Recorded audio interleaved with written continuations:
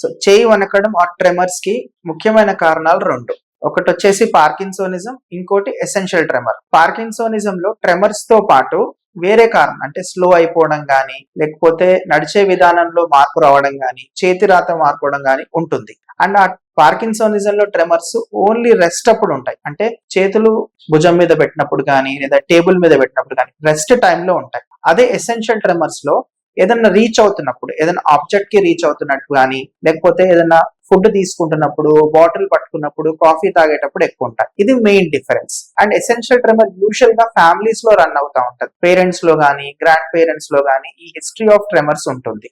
ఇతర కారణాలు వచ్చేసి ఆస్తమాకి ఎవరైనా మెడిసిన్స్ వాడుతున్నారంటే వాళ్ళకు కూడా వణుకుడు ఉంటుంది. అండ్ నెక్స్ట్ థైరాయిడ్ కంట్రోల్ లో లేకపోతే కూడా వణుకుడు వస్తుంటుంది. అండ్ ఆల్కహాల్ విత్డ్రావల్ లో కూడా వణుకుడు ఉంటుంది. ఇవి ఇతర కారణాలు. ఎసెన్షియల్ ట్రెమర్ పెద్దగా ప్రమాదకరమైనది కాకపోయినా మన డే టు డే యాక్టివిటీస్ ని బాగా డిస్టర్బ్ చేస్తుంటుంది. సో మీరెవరైనా ట్రెమర్స్ తో బాధపడుతున్నారంటే మీ దగ్గరలో ఉన్న డాక్టర్ ని సంప్రదించండి. మీ ఎసెన్షియల్ ట్రెమర్స్ పార్కిన్సోన్స్ తెలుసుకోండి. దాన్ని బట్టి తగిన వైద్యం చేసుకోండి.